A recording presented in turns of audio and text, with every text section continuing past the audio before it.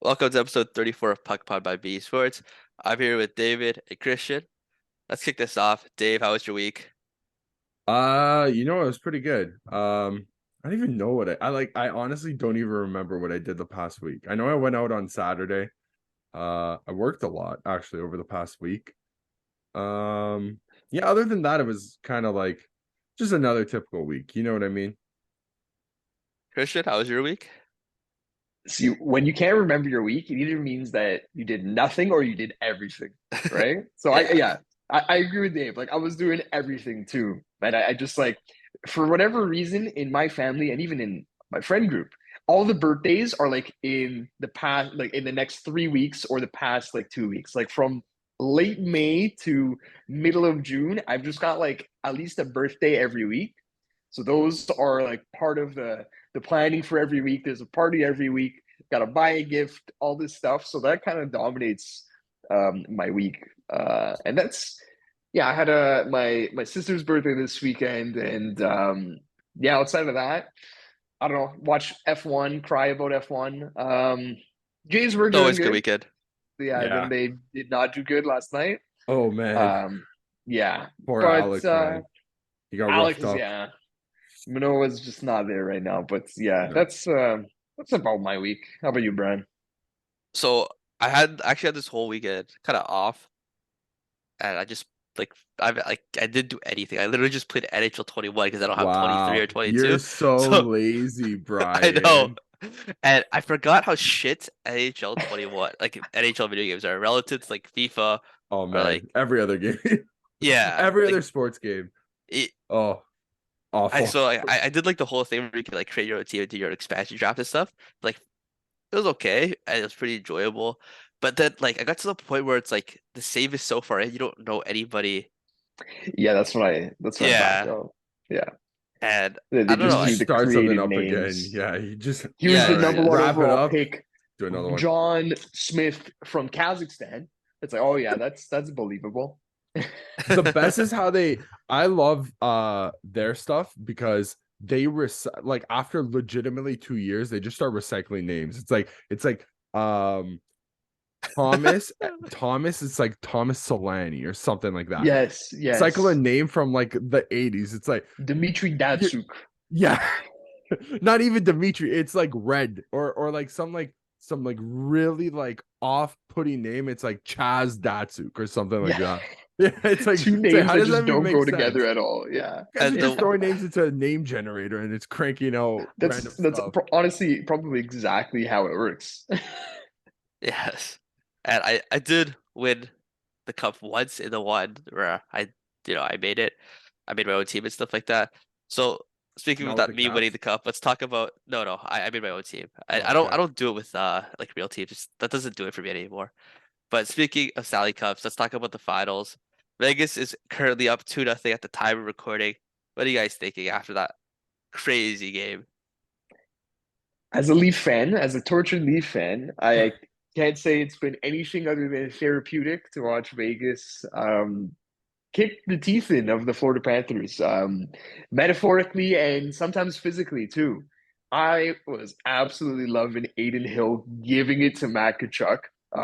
This was in the first period.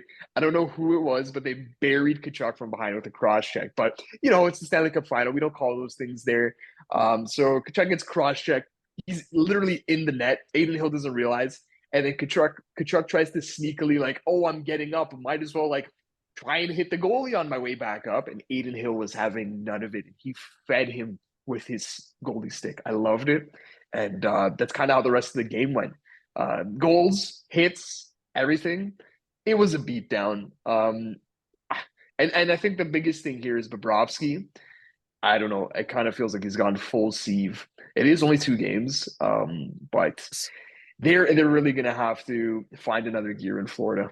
So do you remember last episode I was like Rossi's gonna win the Conn Smythe, like no matter what, unless like win or lose, unless he completely gets crushed games one and Yeah. two. Yeah, there you go. I don't know, like Brian, you the- just jinxed the entire Florida I Panthers just yeah, like my bad guys. organization like that. But, God. I'm a little, I don't know, I'm a little bit torn. Like I really want Florida to win. They definitely dug themselves a hole being down like 0-2, but at least there's still fight. Like at least you can see that even though this is getting smashed in the scoreline, they're still trying to hit. They're still trying to score. I think last night they're down 5-1 at one point, and then Kachuk still scores, and then makes it 5-2 or something like that. But obviously, at that point, the game's shocked and it's done. But at least they don't quit. Yeah, Did they it's go not down even. 0-2 to Boston? I'm trying to remember. I They think they did, they went down right? 3-1. They might have. They're down I 3-1 know at they, one I know point. they went down They. 3-1. I'm trying to remember how they got I to don't know if they 3-1. went down 0-2 or if they Maybe it if they was a took 1-1. that second game. I remember they Did they played not really well win? in both games, Did but they I know they not win didn't the win game first one. game? I don't, I don't think so. No, No, no, I don't think so. I No, think they went 1-1 they and then might have won. They 3-1. might have won Yeah, game two. Yeah. Yeah, Okay. Because I could remember after that first game, everybody was like, you know what it was? I think it was they played well enough where it was like, oh, maybe this could actually be because before the nobody could tell me right now you looked at that matchup before the playoff started and we came on here. I remember distinctly when we did our playoff predictions, we were like, yeah, I mean, Florida might put up a fight. Maybe they'll take it to 5, but nobody in their right mind would say that that series would even go to 6 games. And then, Florida took it to 7-1, and now they're on a magical run to the finals. But man, the one thing Florida does well, I guess you could say, maybe better than a lot of other teams, or maybe it's just because I watch the Leafs and they don't do this. is hit. That where Well, you're going? not just hit, but when they go down drastically, like they're down 4-0 midway through the second, they're just pummeling you. It doesn't matter. Like what I mean, granted, even if they went up 4-0 like midway through the second, they'd still be pummeling you. It does turn a little bit. It borders on what's legal and what's illegal at times. Don't get me wrong. But sometimes, like, I've got a I caveman brain, dude. Just take it it's to them. You true. know what I mean? The score only carries over for one game, but bodily harm carries over for Oh, multiple. it's a whole series. Yes. Maybe the entire run. Shout out to Matthew Kachuk for absolutely taking out Jack Eichel. When that happened, I was a little bit scared. The way like the helmet flew off, one and two. If you zoom in, you can see his eyes roll back, Oh and man. like, okay, Eichel had neck issues prior. I think we all remember that saga. I don't want to like open Pandora's box by talking about it, but like I was a little bit scared for him there. Like he did not look 100% getting up, but I'm glad that he did return to the game after. Hey, put did up you a guys point see after. who was at the game to watch from the Buffalo Sabres? Actually no, I was gonna say former captain. He's the current captain, Kyle Okposo.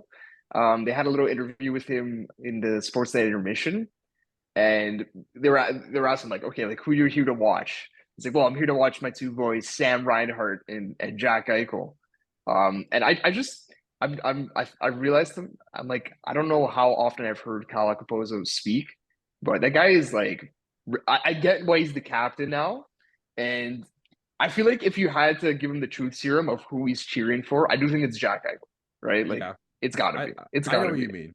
Yeah, no, Yeah. 100% it feels like okay, full disclosure, I didn't watch the game, but like dude, like everybody on those teams from like when Eichel got drafted in 2015, even before that, like Okposo's been around some Buffalo Sabres teams. So He's gone through the ringer himself, he right? has gone through the ringer. Even before, like when he was on the Isles as well. That's true. Um, Yeah. but you know what? For what he's seen, it's pretty refreshing to see stuff like that. Like I thought that there was a real maybe the disconnect was more between Management. Eichel and management. 100%, like that's we could think, but at least it's nice to know that if you're a Sabres fan, it's nice to know that the rest of the team did have Eichel's back. Basically, that's what that says to me. If Kyle Okposo is coming out there and he's bringing up Eichel, and we kind of know he's there for Jack. They played on a line for a few years, I would say, right? They played together. Most of Eichel's career is probably with Okposo. Yeah, probably. Um, So that's good to see. He's probably like an underrated. Is he the the most skilled captain in the league? Probably not. Definitely not. But that's not always Bottom what. five. Yeah, probably. I mean, he At least we know that he's not just a paycheck stealer he's not just after a, that he's No. not just season a with face of the Tavares. locker room. 100%. No, listen, like I said, Wow. after listening to him, I am a fan now. I'm more of a fan than I was, the day before. He's got a follower in me now. Like that guy was really well spoken, and I immediately understood. I'm like, okay, I get why this guy is a leader. I get And why this guy has the C, even though he's playing in the bottom six for his team. Totally get it. let's also just like point out the fact that like it's nice for a good captain like that to be in charge of the Buffalo Sabres because how many young guys do they have? I mean, we always talk about the Buffalo Sabres, but they they have a good figurehead leading them, which is a good thing for especially guys, especially like Tage Thompson. Mhm. Let's move on. So before I I start, have one thing oh, from the finals. One little stat here. Matt Kachuk's record in Vegas. Do you guys know what his personal record is? it's like All number In one. time. terms He's of number one. goals, points. No, yeah, his win-loss record. He's Oh, number his one. win-loss record. Really? He's You know number what? one. If He's if 10 he and 0. 0-10. he's 0 Yeah, 10, eh? yeah. Holy. So That going I thought back it to his would be time with like Calgary, So that's Calgary never winning with Kachuk in the lineup for what, 3 years in Vegas? This is in in Vegas. Vegas. This is in Okay. Vegas, yeah, Wow. in That's T-Mobile a Arena. that's a tough could you stat. He imagine probably walking into that sees, building? That's a mindset crusher. yeah. But and you know I don't what? know. I don't think for him it bothers him, but Yeah, it's well, just he got on the interesting stat. he did get on the score sheet last Yeah, night, but it was kind of like too little, too late. Like the rest of his team kind of just didn't get up for the game, basically, right? Maybe it's faded. I don't know. One Let's quick thing before we jump, and I know a lot of people might all like, is that break? Did that break from Florida take it out of them? it's okay. So you say them. I don't even think Of you have to say Florida, them, right? No, no, no. But I'm saying the break Bobrovsky. just, yeah, like not yeah, even them, the team, just Bobrovsky, the person, yeah. is who I think lost all the steam and momentum, right? It's tough to say otherwise. And listen, they did score a bunch of wacky goals last night. Like Brett Howden's second goal was a nice little pinball goal. Lots Some of was deflections. screened, lots of deflections, Yeah. cross ice passes that are hard to get to. But he was making the improbable saves, and now Mm, he's not even making some of the routine ones, right? So I do yeah. think that you can credit the break to at least a little bit of that, right? Yeah, Some for goalies, I sure. guess, just have to stay hot or like they have to be heat checked. It's the Some it's the goalies are better Freddie cold. Anderson syndrome, Yeah, Ryan, right? that's it. I'm gonna stop you from going forward again here. Two guys. Look, we gotta talk. Okay, first I'm gonna bring up Barbashev. We've talked about Barbashev Oh, I want him so through the bad. year. Uh, After this series, I want him so bad at DC. he's That's got like my he's got dream signing. 17 points in 19 games. Pretty I like freaking that. Wow. good. That's a lot. That's a Six lot goals, more than I 11 thought. assists. Yeah, Holy I like to moly. me, I'm trying to think of like, okay, like who is he this year's version of? He is the Nichushkin. I That's was who just Yeah, he gonna say that. basically Yeah. is, right? He 100%. is the Nichushkin. And what did Nichushkin get? I think he got like 6 mil times 7 years, something like that. Whatever Nichushkin got, Barbashev, he's got to be really close. I think if I had to choose between the two, I would take Nichushkin, but he's got more injury concerns, so maybe that does even it out. Barbashev does play a little bit center too, so but they're going to be really similar, and that's who he's this year's version of through and through. Dave, So if what are we imagine if saying, we got Barbashev instead of O'Reilly, like man? does that? I can't even believe I'm I saying I that, mean, but listen, any just a team what that if. picks him up, like Yeah, whether he comes to the Leafs, whether he goes to DC, even if he goes to Arizona, that's an impact player. He's not going to yeah. Arizona. I just, wanted to use that example. That he improves your team regardless. Like that is who you want in the middle six. Like you need guys like that on the 5 to 6 million price range. So are we saying that Barbashev's getting something probably equivalent to Nichushkin, or is it 6x7. That's my I guess. think you're it's saying maybe like six a X seven? hair lower, but like in the Wow. ballpark for sure. Like I'd say give or take 500K. I'm gonna look Mhm. right now. I want to see what Nichushkin's at, but if I remember correctly, I want to say it was in between 6 and 7 mil. It is Wow. 6.125 until 29-30. So he signed 8 years at 6.125. Wow. So I definitely think you could give Barbashev 6 flat. That sounds about right, Yeah. honestly. Maybe Um, 6x6 or 6x7. It yeah, looks to me you like could see the thing is that Barbashev, I'm pretty sure, is 27 or 28. So you're Mm, getting more of his good good years. years yeah. than a lot of other UFAs. Well, I think Yeah, what was Nichushkin? Was he 27, 28 when he signed? I Busy think the right now. same thing. I think you're right. I think he's probably 28 if I had to guess. He is 28. I Yeah. think Yeah. Barbashev specifically, you get this. It's not like the Shushu where it's like glossy. It's like with Barbashev, it's more you get value with points at hitting. He's Yeah. Oh very yeah. physical. So I think a fair comparable for this is like whatever Barbashev shines will impact what Tom Wilson will get next season, I guess. So Yeah. I think that's fair to say. Tom Wilson's got to have a healthy season. That's the that's biggest true. thing for him, right? That is the Yes. huge Stay thing. on the ice. He Yeah. Barbashev is 27, by the way. Okay, I wanted to bring up another pending UFA, and I don't know how much it's even been talked about that this guy is a pending UFA. He is a goaltender. He's played in 13 games.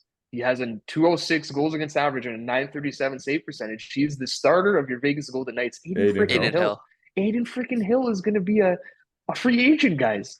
How much money has he made himself in 1 month here? What Oh was he man. to begin the year? Think about how many I goals thought he he's was made. like, As was he not like the third goalie like dude, literally a couple months ago or fourth yeah, goalie? I think you could have argued he was the four if all the goalies were healthy. So I guess the Laner thing is the big one there. So let's take Laner out of it. Actually, you've Okay. got Thompson, who I think Brossoit. you'd have to give the best shot just because of what he Mhm. did at the end of last year, and he did get that shot, Brossoit.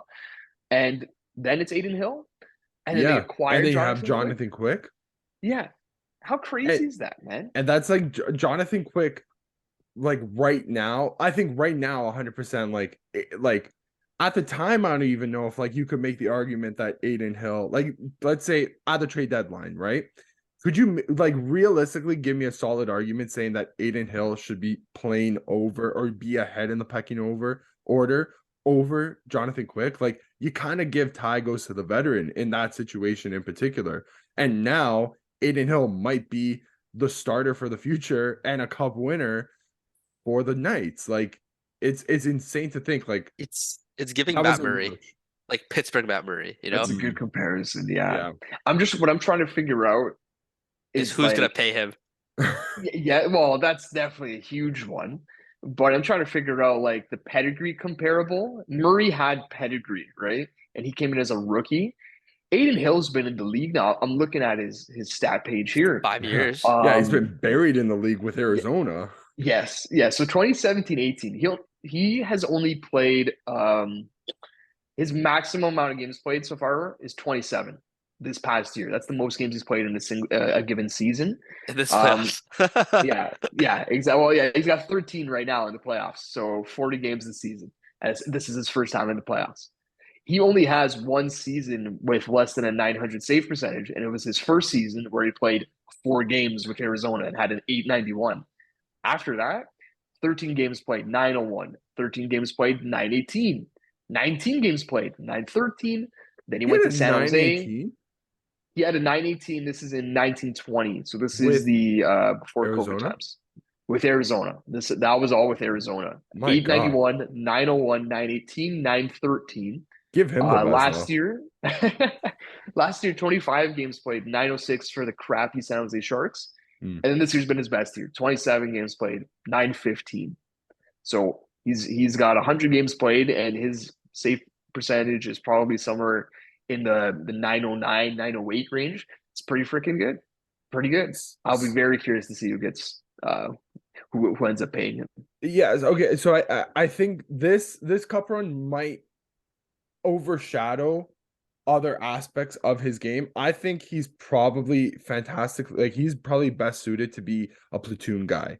Yes. If you get him, playing 40 games a year, maybe just a hair under like 35 to 40 a year, on a relatively modest contract, like that's a fantastic signing for anyone. I don't know if he has the the staying power or like the ability to be a definitive number one starter playing 50 plus games a year, maybe yet. Maybe he's got that in him.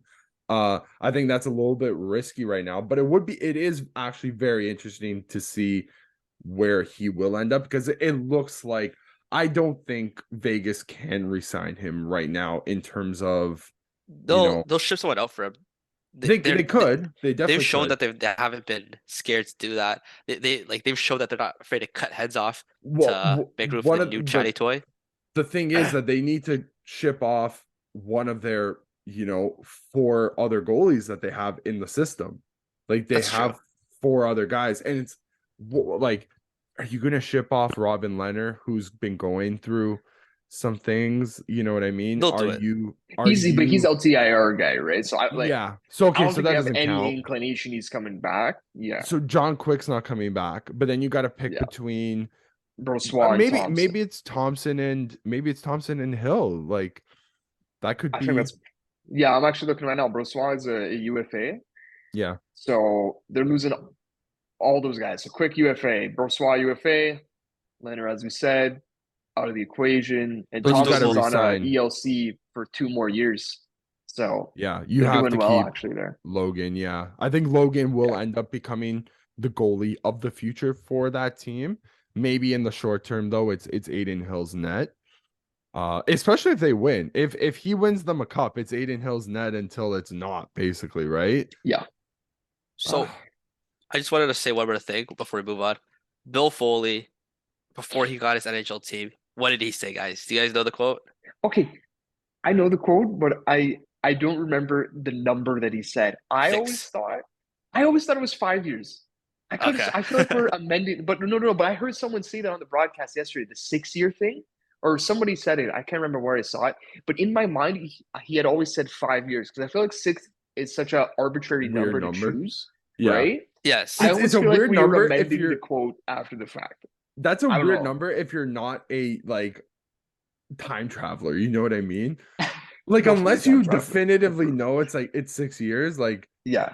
how? Like what came to that? Like how did you come to that resolution, basically? So if for those of you who don't know, he basically, Bill Foley, the owner of the Vegas Golden Knights, did say we will win a cup within 6 years, and I believe this is the 7th. Is it the 7th year? No, this is the Yeah. 6th year. I think I this is think 6. it's Yeah. is Maybe it it is. Regardless, he's very on track, and 7 years to or 6 years to win a cup is still ridiculous, no matter the number. You know, we've I think been it's 6. No, it'd be 2017. No, 2017, they came 2018. 17, 18. Oh my Yeah. god.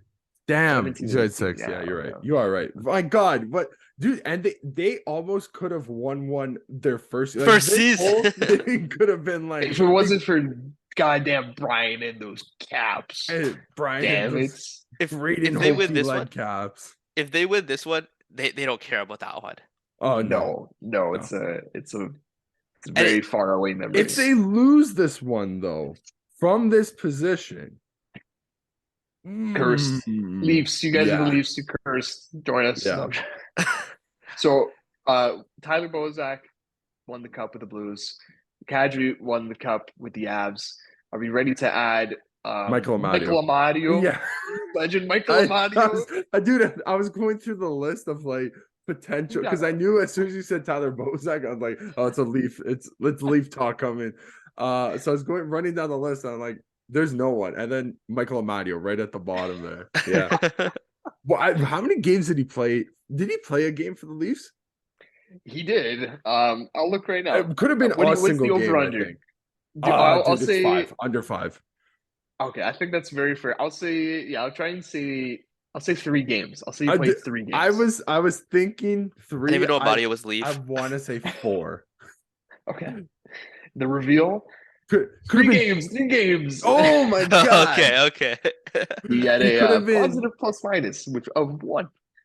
good. Congrats Good to for him. Michael Amadio. And then Yes. he was claimed by Vegas. That was when this was 21-22. This was when Vegas had all of the injuries and they missed the playoffs, right? So they were just praying to get some bodies. But hey, look at That's that, right. man. Look at that. And shout out Who Chandler did Stevenson, I wonder Former who Cap. we kept in the yes, lineup two-time in Cup order winner. for Michael Amadio to, If they win this one, Well, to go on waivers. I'm pretty sure I sort of like the same season they also took Adam Brooks from us, no? I'm Yeah, pretty sure. I'm probably. pretty sure. Yeah, Um, Vegas went through that period. I think they stole, did they not steal three separate players from us off waivers? I want so to I say know I'm two pretty for sure sure. Brooks Amadio. There might have been a third. You're probably right. Uh, There might have been, because my that was God. this is when we were all complaining about the league doesn't like Kyle Dubas. It's the No, they meme. They just want, and it's true listen. though. Yeah, There yeah. is a genuine argument because what was the goalie that we Oh, oh Harry Sateri, Harry Sateri, dude, great he name. was set to come. Kyle Dubas personally, like, either I don't know if he went face to face to tell him, or he's like, we want you in our organization. That's why we are bringing you over, Mr. Harry Sateri. We're bringing you over from Finland. I think he had just won a championship or something in the Finnish league, and they're like, we're gonna give you a shot. But stupid NHL rules say that he has to Gotta go through clear waivers. he has to clear waivers first in order to join the team. And of course, the Arizona Coyotes Bill take him, Armstrong. and it's just like They you broke him too. you set him up, you set him to fail because Yeah, that's awful Arizona Coyotes as well. Like, that's late in the season after they sold off everybody, Yotes, and you put him in a position to fail, and he's out of the league, probably never set to come back. Like, who knows? Maybe he gets in front of a slightly better defense corps on the Leafs. he maybe gets one more shot at it the next year, Yeah, he right? gets something. Who Well, knows? and Maybe he still, gets like, a listen, win. yeah, but listen, if you're a guy coming in on that contract, like you're probably making league min, so like 750K. So imagine going from 750K prorated for half the year, and then being out of the league, or getting a full 750K the year after. Like that's a lot of It's a money lot of money. for a dude who's coming from Europe to get a shot in the NHL, Yeah. right? Like it's not nothing. Harry Sateri is one of those names where you have to like say the first name and the last name. Yeah, You no, I'm simply not. cannot call him Sateri, and I Yeah. just love that. I just love that. Yeah. let's move on to the next topic. Before we started recording, I asked Dave or I asked Christian too as well. What episode are we on? And they were like, "Oh, 34, the Austin Matthews episode." Well, Austin Matthews didn't take a discount. This guy did. Cole Oh, Caufield signed right. 7.85 That hurts. or something like that, X8, and wow, Crazy contract. that's a really, Also really good deal. crazy correlation there, Bri. You managed to hurt us I- in more ways than one, because not only did you bring up the not taking a discount, it's funny that you mentioned Matthews. It's kind of been Marner that's been getting, anytime anybody signs, like it was Jason Robertson, Jack Hughes, who else? There was a couple other Oldie, names on this list. that's the other one that comes to my mind. Those young guys coming off their RFAs signing for, in that 8 7 to 8 years million for a sweet ballpark. spot. Yeah. And it always seems like Mitch Marner's, and on everybody's tongues, like Marner, this is why you don't sign Marner to 11 mil for 6. It's like, Come on. Yeah. man, we were in such a different time. We were in such a different time, but let's give our kudos to Montreal for getting genuinely a fantastic deal. Cole Caufield is the best 40-goal scorer who has never scored more than 25 goals in the league. He is lights out. Like, He was on pace this year, man. He was on pace. No, he was on pace for 45. And he was doing it with a really broken, like, freaking shoulder, a busted up shoulder. Yeah. He was Yes. playing through for like a month. Imagine the guy with 2 working shoulders. I don't want to imagine that. I really don't. No, So not at all. I'm pretty sure, like, with the assumption that the cap's going up within the next like 3-4 years. Well, how not this year, good- I'll tell you that. Not this year, but the year after that. How sweet could this deal look? With So Caufield's what is potting it, at though? fix. What is it with these RFAs, and like they're having, some of them have the foresight to be like, the cap is going up, the cap is going up, and some of them just don't. And it seems like it's the Leafs who they're the ones with the agents with the foresight. Like Marner, rightfully got his money because the argument is, dude, the cap's going up. Give him his money. This is a deal. This is a risk worth taking. And Dubas said, yeah, you're right. Pandemic happens. That Yeah. all goes out the window. We are now in the exact same position as that RFA year for Marner, where some of these RFAs could absolutely get their agents to argue the cap is going up at least like 3, 4, 5 million next summer. You can't be giving us 7.85. That's based off of the $82 million salary cap. You got to be giving me 9 million because in 3 years from now, this is going to look like a bargain. Yeah. Where is that foresight? It's just because this conversation is going to come up when the Leafs have their contracts. It's going to be, well, the cap's going up, so you got to pay me more. And then there's other teams where it's just it feels like there's more of a reluctance now to sign those. I wouldn't even call them bloated deals, because if you're a superstar like that, is it a bloated deal? Like, you're worth your money. Like, the money is the money. I think you're taking scraps if you're taking less than what you're worth. You know what I mean? So I think that Montreal has something special in the sense that they have you can already see after that cup run, you can already see that there's a young core that is already close. And the fact that he took what Suzuki's making shows that, they know what's going on in Ontario with Toronto and stuff. It's not like they don't hear it. They know that for a fact that there's a certain number that you could make the team quality while you could also get paid. And I think that this is a good range for that. I just can't wait for 2 years from now when Matthew Knies' entry-level contract expires and the cap goes up 10 million and we're gonna have to pay him he's gonna be making more than Tavares because the cap has gone up that much. That's possible. That's just gonna happen. The timing is terrible. The timing is goddamn terrible. Anyways, I also just wanted to point out two things. So Caufield actually has a huge signing bonus for the first 2 years. It's 5 million, the July 1st signing bonus. I feel like that's just the standard now. Yes. I don't even know if it's a talking point anymore. That most at least if you're money, a big, But then after if you're a big franchise or one of the marquee franchises, that's just expected now. Yeah. But then after that, though, after the first 2 years of that contract, no signing bonus. Okay. Well, he's not getting. Yeah. So I know a big thing for the signing bonus is it makes some deals a little bit more palatable to move out to smaller teams. Yes. So if you wanted to trade somebody with a $5 million signing bonus with a $7.5 million salary, I mean, you've already eaten up close most to of the about actual $5 money being million paid. of that thing. It's just it says 7.5 on the books, but Arizona or whoever, Ottawa, is only paying 2.5 out of their own pocket instead of the full 7.5.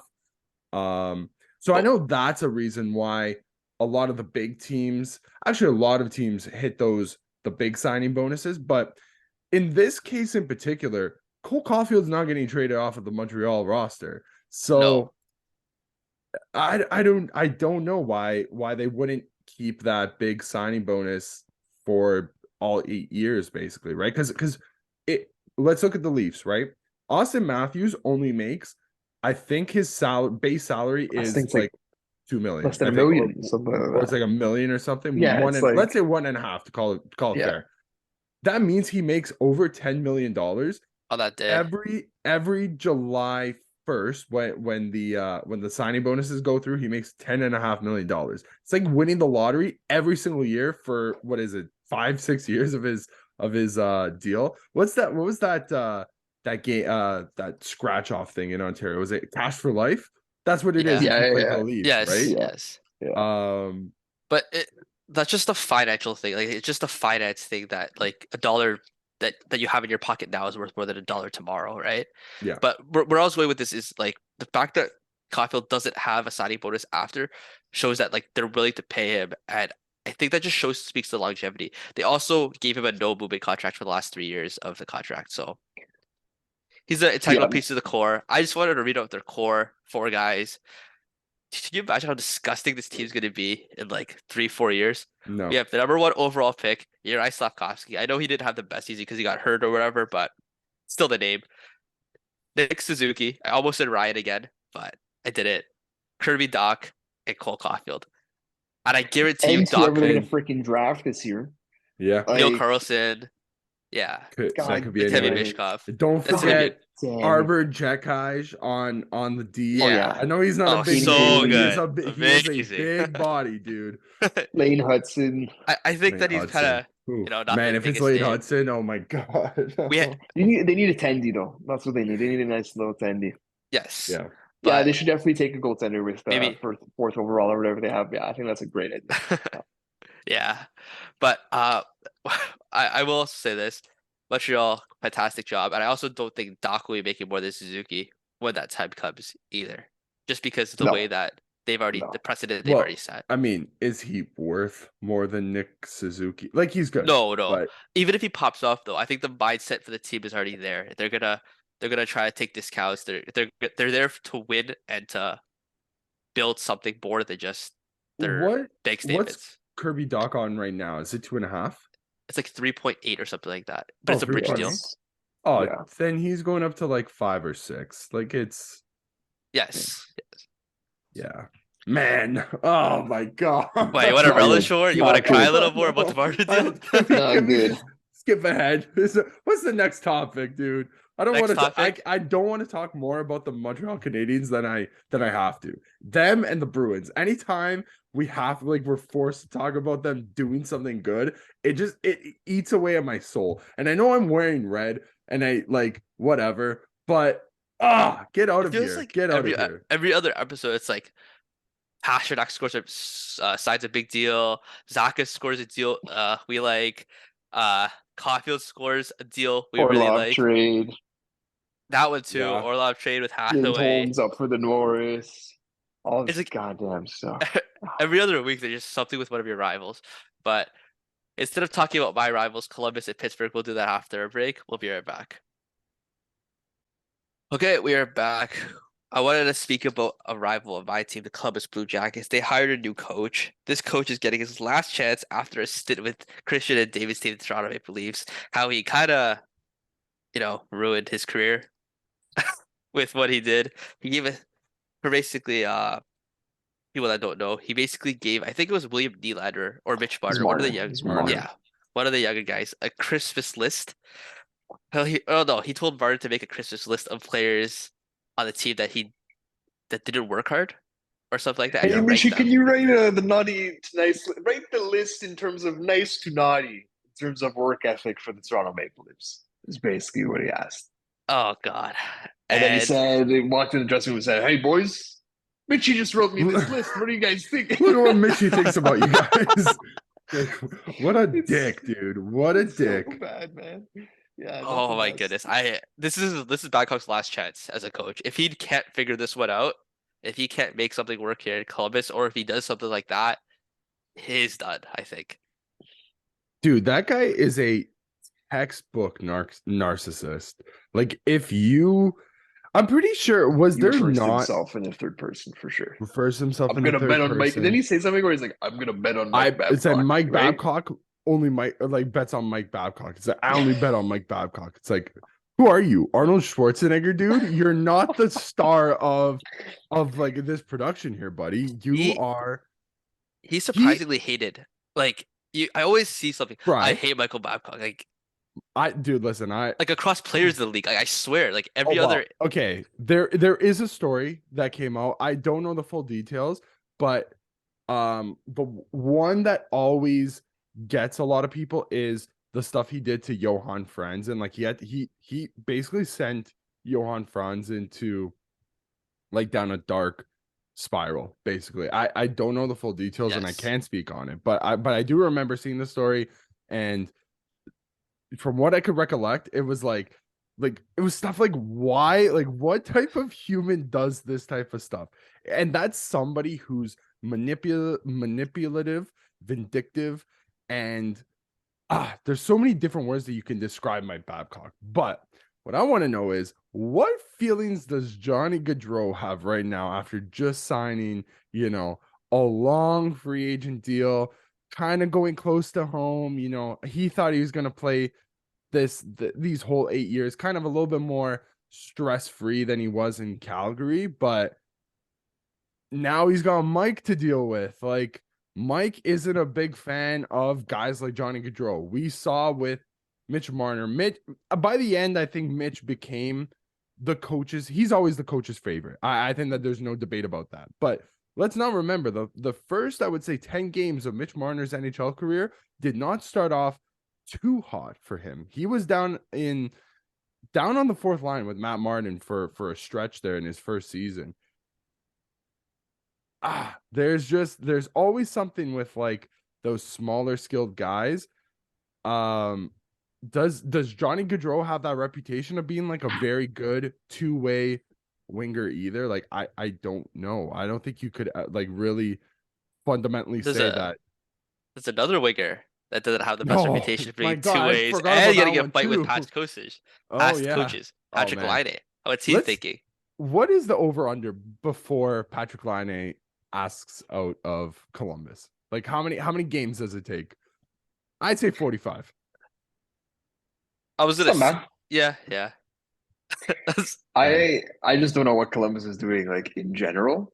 Let's take out all of the noise surrounding Mike Babcock. Let's just look at him as like a guy who coaches the sport of hockey. He didn't end his tenure very well in Toronto. The last playoff game that he coached for the Toronto Maple Leafs was 2018, or was it 2019? I think it was, yeah, it It was was 20, it was the sorry, it was year Tavares 2019. got like 15 minutes. I remember because I watched that game with So it David. wasn't Tavares, it was Matthews. Matthews. Oh, okay. It was Freddie They the got- Goat played as many minutes as Austin Matthews in Game God. 7 against the Boston Bruins Good in Lord. 2019. So yeah, that's not Wait, good. no, wait. How does Kind of that make sense though? Because Anderson like is the goalie. He just pull. I don't remember him getting. Freddie Gauthier. Freddie Gauthier. Oh, Fourth Yeah, line, not Oh. fourth yeah, line oh beauty, yeah. ready to go. Gauthier, That's not funny. Anderson. Yeah, yeah. That's like when you're like, "How was your morning?" And I'm like, "Yeah, my morning's pretty good. I mean, I woke up and you're like, no, like you're mourning your loss." Oh And I'm yeah. like, oh, yeah, no. Freddie the Goat played as many minutes as Austin Matthews in Game 7. Not good, just not good No, no. tactically. Uh, and we always got on Babs for being hella stubborn about stuff. There was the Jake Muzzin trade where they're like, well, you're gonna play him on the right side or whatever. It's like, well, he's left-handed. This is not what I asked for. Just being That's mad. I remember that Yeah. he was calling out. He had it out for Kyle Dubas as soon as Kyle Dubas took over. But wait, was that a Dubas trade, the Muzzin deal? I think so. Yeah. That was one of his Yeah. first. Yeah. But yeah, I remember. Yeah, he had it out for Dubas in the media. He's like, yeah, not really what I asked for. He's like, but like Muzz could play both sides if he had to. And it was at that Yeah. time where it was like Ron Hainsey was our number one right-sided D.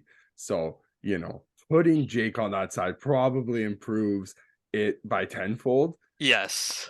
Listen, I think he tried it for one whole game. yeah, he did. Yeah, And then it yeah. didn't work, and he's like, see, I'm right. So And then we saw Keefe do that with Sandine and Riley. Remember we did that too. And that guy ended up on the door. Listen, I just don't see the fit stylistically in Columbus. I don't really know what the hell they're going for there. I It sucked last year with Brad Larson because I don't know who if you ask people who the coach of Columbus was last year, the chances are they didn't Torts. even know, right? Yeah, that's what they would say. They would say Torts. I Torts. know Yeah, he was fired like 3 years ago. I'm sure Torts could, do the double duty, first ever head coach of two teams at the same time. But no, it was Brad freaking Larson. That didn't go well at all. I just don't know if Babs is the guy right now. I think Columbus is kind of in this really mushy middle. They have some guys on big tickets like Gaudreau, like Laine, like Zach Werenski. They have young guys with promise like Kirill Marchenko, Ken Johnson, they Adam Boakfist. they are And then going they've to just have got a bunch of other guys. yes. I don't know what they are. What are they? And I don't think Babcock is gonna like. Is he gonna take these guys to the playoffs next year? Hell no, I don't think so. He Like that's what was the torch thing. maybe That's what it's it just is. maybe it's just a guy to get them through this period. They will be getting a absolute stud this draft. Doesn't matter who they pick. They're picking third overall. They'll get somebody good. And I don't Another know. team that needs a goaltender. Right. Before we yeah, they could use, well, I don't even think that they could use a goaltender. They could just use some saves. Like if Elvis Merzlikins Past 2 years, I don't I puts think absolutely any love Tarasov. terrible. I Yeah. absolutely Okay, love Tarasov. but I you think can't give him no, the no, world right but now. yeah. no, definitely not. But I think that honestly, if Tarasov can grow into a starter, Yeah. but But that's what I'm saying. Like you can't rely on Tarasov immediately, but you also need Merzlikins to at the very least put up something respectable because I think he finished it's last year hard with to like an finish with a. 875. It's gonna be hard to finish with a 900 on this team next year. Like, I don't the way It's this a team's weird going. team. It is probably one of Yeah. the weirdest looking rosters in the league. Yeah, I don't know what they're doing, to be honest. I don't know. And and that's on Yarmo, like he he signed Johnny Gaudreau. Like for Yeah. what though? It's a really weird looking team. I don't know what to make of it. We'll see if maybe they head in a certain direction. Like you gotta decide on a direction and you have to commit to it. And so maybe this is them committing to trying to compete next year. As the roster stands, that sounds wacky, but we're gonna have to see if they make some moves at the draft, free agency signings. Maybe it looks a lot different, but right now I don't know what the hell they're doing. Bri, I have one question for you. Is Babcock the NHL equivalent to Jose Mourinho? no, Jose No? Mourinho Okay. wins. He Fuck. fucking takes your Shit. team to the next level, and he's actually like Well, not a bad guy. yeah. I've heard reports that, he's another one who's got, I think just in terms of like personality, where it's they think they know better than Mourinho everyone. knows, but Mourinho does know. Mourinho That's the difference. does know. Yes. That's the I difference. think I think Babcock for a time did know. Like it's not like he just That's what I was lucked gonna say. This a Stanley comparison Cup. works when he 10 years was ago, hired by the Leafs. That's when it worked, right? That's how we were talking about him legitimately 10 as. years ago. That's the. Yeah, I think we were that's what he. talking about him as the best coach in the league when the Leafs signed him. Yeah. I think Yeah. that's what we were saying. We were. Yeah, Well, he was still keeping Detroit afloat. He had just yeah. won a cup with them, I think at that time, 5 years prior, or maybe 6 years prior.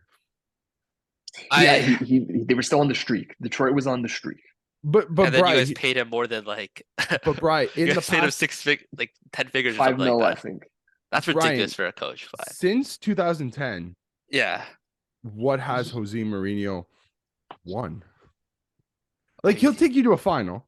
He took Roma yeah, to a final a few weeks ago, but he didn't win it. but that's Dave. There's controversy there in itself, but we're like in regards to like what you're getting out of a manager with Babcock, you're potentially like creating a toxic environment for the rest of the team.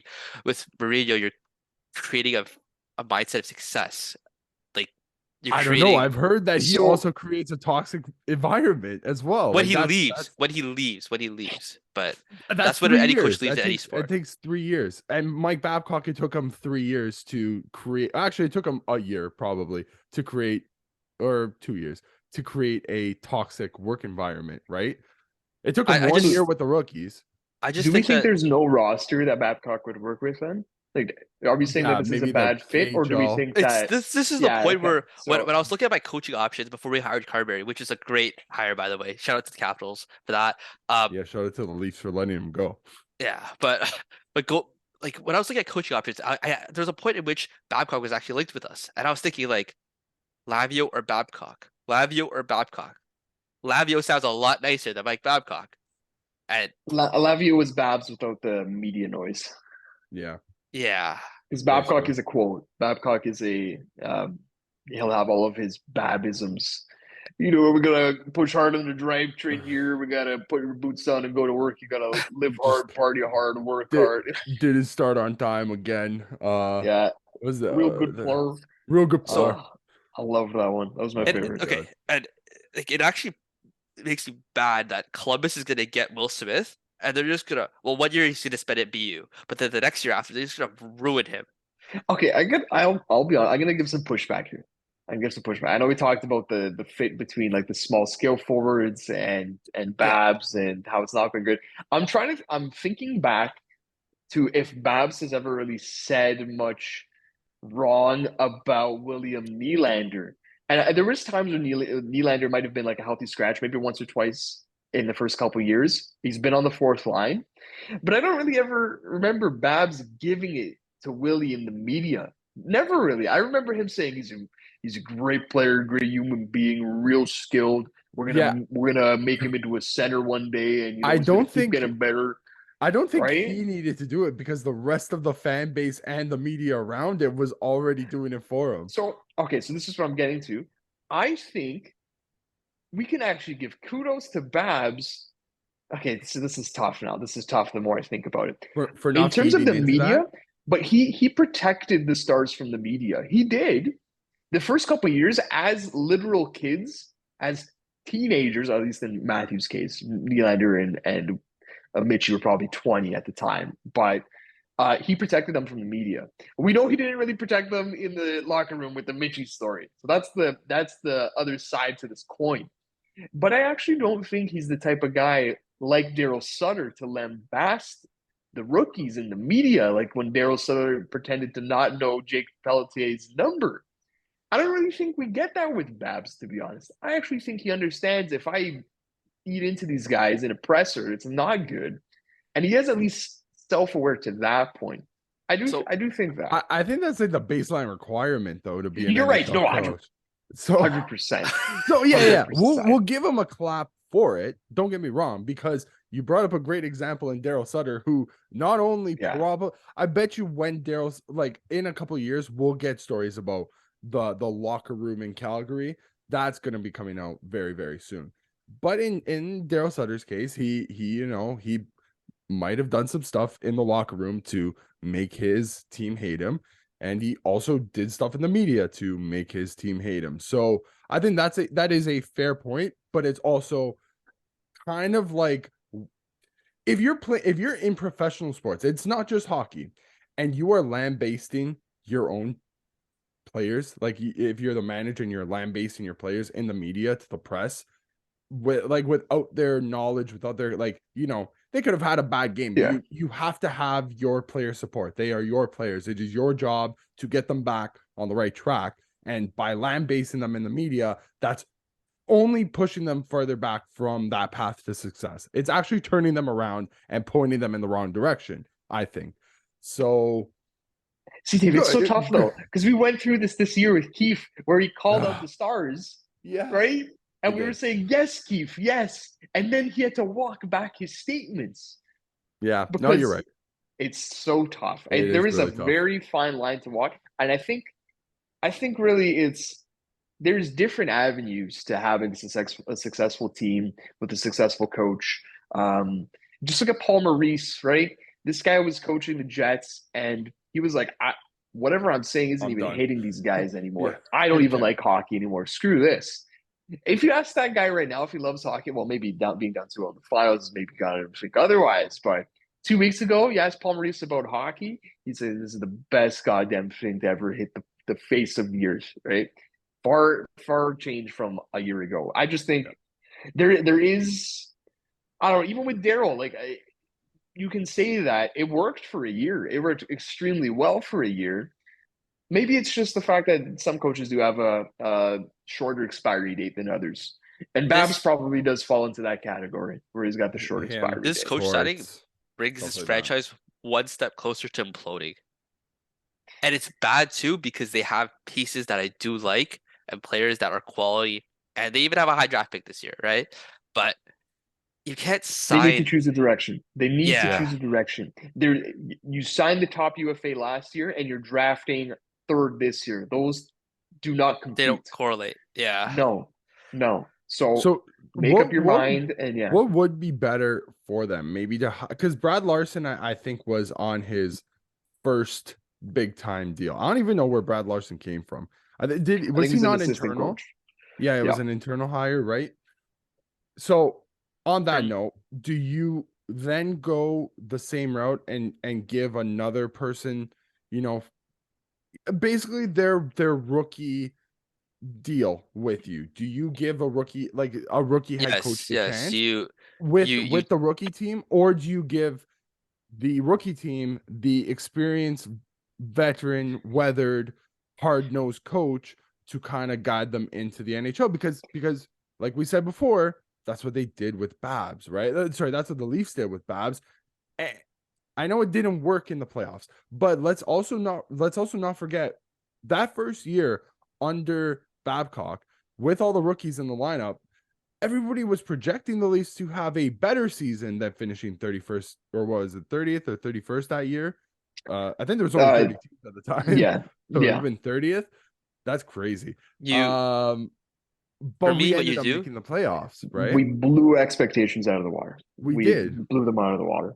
I think we're going to be stunned by the fact that Columbus is going to choose to go into the compete mode. They're going to still draft for third overall, but I think they're going to be signing guys that we didn't expect them to sign in free agency. I think they're going to be making trades that you wouldn't expect. they I have think good they're going to pieces. try to compete. I think They they're have going to good. try to compete. They have But really they good also pieces. they But also signed like Eric Gabranson last year. And it's like, for what reason? You signed him like Yeah. 4x4. It's like, for what? You made Yeah. And I they just made other once good again, you signings, don't but sign that to be like okay, yeah. you do sign it if you want to suck, but Before you don't 4x4? actually make that. Yeah, I know. well, Like, you're gonna I be think here the for 4 So years. I think the they idea of think they're going to Goodbranson, compete. I think the idea of Goodbranson was a like strategic move in the sense that you put him beside Wierenski, right? It just so happened that Wierenski got hurt. That is not strategic. Yeah, that's not Well, strategic, well, the man. idea is one shutdown guy, one offensive guy, right? But Yeah. Is uh, is Guys, and I just Gabranson the shutdown guy you want? no, he but shuts like, down your offense. That's who he yeah, shuts down yourself. I just realized like they've already given us a hint as to what they're going to do. They're going to do what I said. They're going to be do signing the guys in Leafs. free agency. They're gonna try. They were rumored to be in for Bo Horvat. Yeah. They wanted Yeah, to that's trade for true. Bo Horvat. They are What were going they to going to trade for try Bo and compete. Horvat?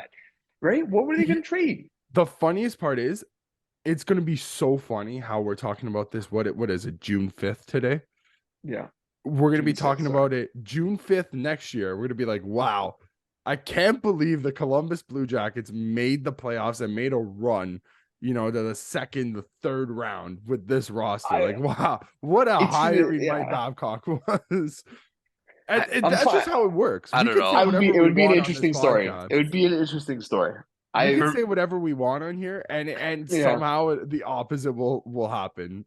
Like Mike For Babcock me- might be Jack Adams, like a Jack Adams winner next year. Who knows? For me, they just have they have the pieces to sell They a were little in on bit and shipping rebuild. too. They were, but it's just But they also traded Gavrikov and Korpisalo. yes, that's What the hell is this team doing, man? Oh my god. That's a lot of talk about Babs. Holy crap. well, we'll see how they do. Probably more talk about the Columbus Blue Jackets than most Than the people whole ever have season. about the Columbus Yeah, Blue I think that's the Jackets. most we've talked about them than the whole season combined. Oh, Nothing against you, 100%. Columbus, but you didn't give us much to talk about.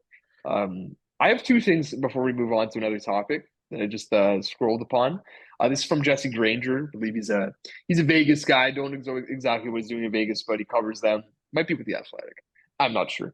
Game one of the Stanley Cup Final averaged 2.8 million viewers and peaked at 3.3.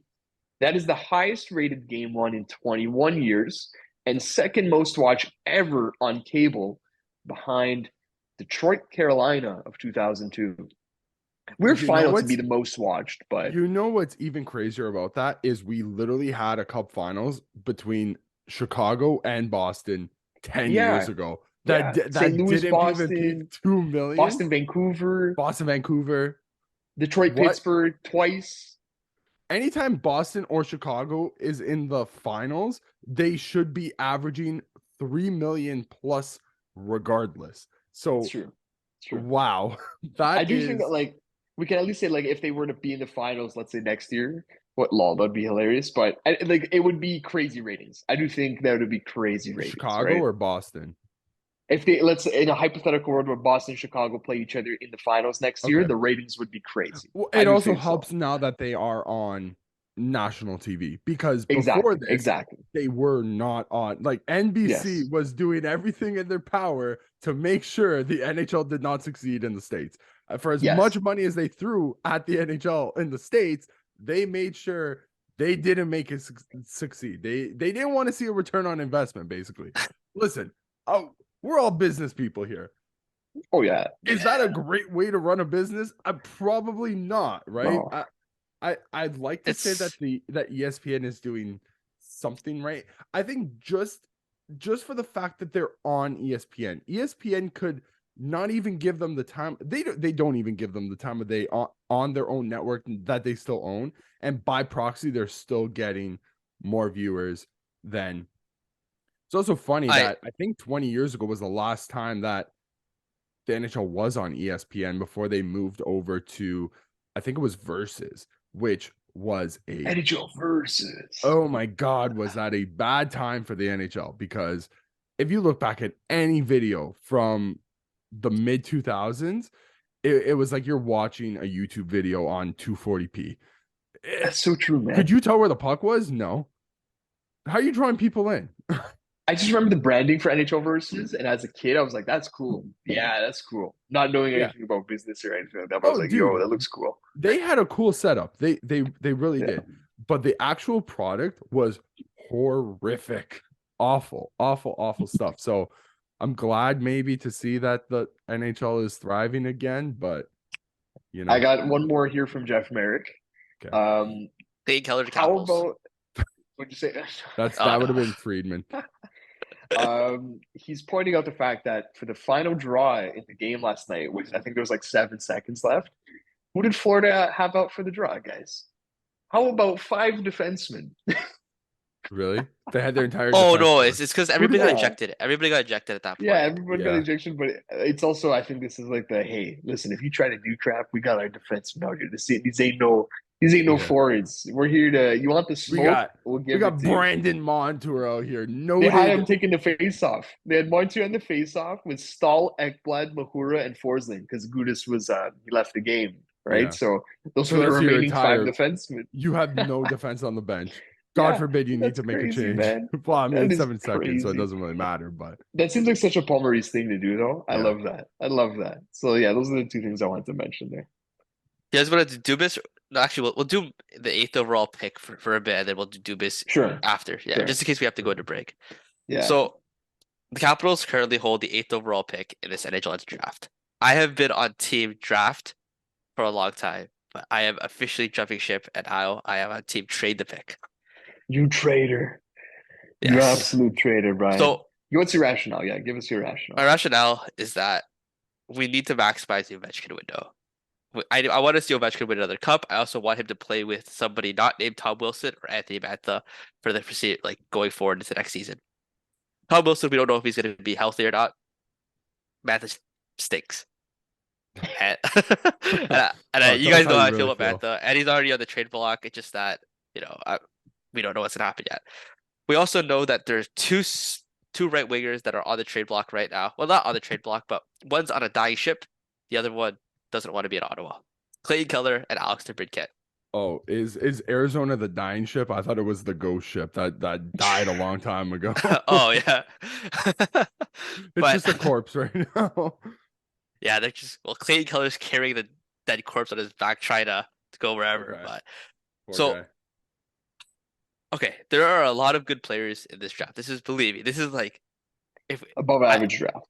Yeah. yes, and I don't know when we will ever draft this high again in the Ovechkin era. Probably never. I'll be honest with you.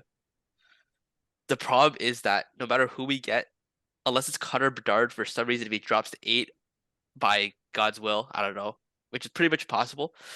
Uh, there's no one that will have an immediate impact for our team during the Ovechkin era for the next 3 years. If we get an Alex DeBrincat or Clayton Keller, they would be the perfect transition piece when the Ovechkin era changes out and we inevitably have to start retooling.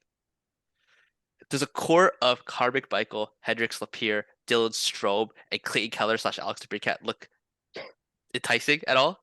Like, am I crazy? Uh, It looks okay. It the looks the first good. half of that core, I'm not putting much faith in, But but if you combine that with the fact that the coach that we got is like knows these guys inside out, been there for them through the development period, and specifically says we need to get faster, we want to get younger, and on top of the fact that these guys are like in the Calder Cup final. I know it's not much. The Calder Cup final, everybody's like, oh well, it's well, just the Leafs were Calder Cup, there. right? Leafs had a But bunch of guys there, man. yes, but it's a stepping stone, right? Yeah. That's where I'm going with that. So Clayton Keller to Washington. You're always welcome in DC. Alex DeBrincat, it's possible. I I I wouldn't want to straight up just like I don't think DeBrincat is it's not my preferred choice. I'd rather get Keller. But if we get Keller, we have to pay more, right? And then the question is like, Are you how much more do fine we with need to give? paying more? Yes, Okay. I'd even be willing to give up whatever prospects not named even Miroshchenko. It's I'd even Miroshnichenko, yes. I'd even be willing to pay more draft picks for more draft capital because I know that Arizona doesn't want to play actual players' money. It's just a matter of how much and how effective will it be during that time period when we inevitably get that top six player. Maybe I'm just like conspiracy theory at this point, but I don't think a Ryan Leonard helps us in the next 3 years. Here he committed 1 year to BU Mm. or the University of Minnesota or whatever he committed to. I don't know. How about And team yeah, trade? like realistically, how many more years are we getting out of this Ovechkin era? Like he's Ovi's Or pushing max. And at this point, max four. I think three max. I'll be honest. Maybe I don't know. He's getting the goal record, so that is the target. when he It's gets to the goal get record, yeah. that season is his last season. It's done. It's get to that point, and then that's it. So isn't that 2 He's years in. from now? I think that's next year and the one after. I think that's it, man. Yeah. I'm just spitballing. Could like, assume he gets 40 next year or whatever. Like just try to give a fair range. I know he has 3 years on his contract left, but if a job's not done, he'll sign the 1 year and just get the fourth.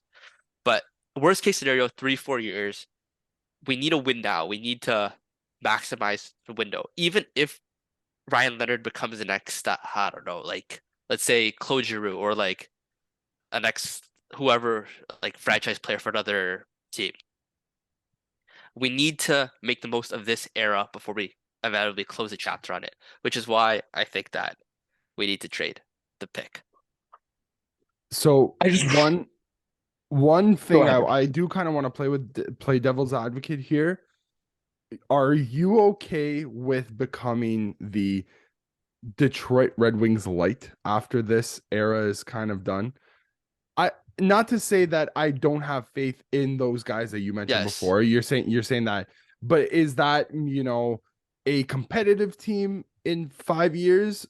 Maybe they could, but How we be you guys could be mortgaging a lot of your future in order to just see the rest of this era out. Are you okay? You just need to be comfortable with the fact that it could just go tits up in 5 years, if basically. you're gonna mortgage the future, you have to mortgage the future on, you know, the I'm gonna mortgage the future on this core because this is the best core we've ever had. Yeah. This is Okay. the core that our team will be known for the next 100 years. This is the cup winning core. And to see it through one last time for the next 3 years before the chapter's closed, I think it's worth it. And Okay. going into the next core, giving up to Oliver Moore, Ryan Leonard, or whoever, Strome and Keller is a pretty strong duo going into the future. Like as a transition core, it's the Hmm. perfect way to do it because we'd still be competitive, but you know what? I don't like the word Detroit. I don't like being the Red Wings of the of the, That's of why the I said light, because yes. I don't think like Detroit Oh was God, now you put legitimately it like that. like they were God. legitimately depleted. I think Pittsburgh is more close to the Detroit, like they will become the Detroit Red Wings Yes. maybe for a little bit longer than Detroit kind of is right now. Like they have nothing, Pittsburgh. At least with you guys have a reasonable farm system, as we could see with the Hershey Bears. You guys have pieces that can come in and supplement in the future. And that's what I'm trying to say. Not to say that you guys are going to completely bottom out in 5 years, but there will be a time, I think, in 5 years where this is not the same Washington Capitals that you grew up watching. Basically, that's kind Yes. of the point that I'm I getting at here. You just have to be okay with that right now in order to get to 5 years from now and be like, all right, I knew this was coming. Bring on a little bit of pain. Hopefully, it's not too much pain, and we can maybe get back to winning another ways. era. Yeah. Yeah. And I also, like you said, I also do trust our farm system. I think that our development system is one of the best in the league. And if and we were gonna probably continue to keep maintaining that track record. Okay, I'm done. I'm good. Brian, I'm just looking at your guys' roster, and I'm trying to figure out how you guys can reasonably compete, and compete as in win a Stanley Cup with the four guys that are here. I think it's very easy to say I don't think you can win with Nick Backstrom, who's 35, making 9 million No. and has No.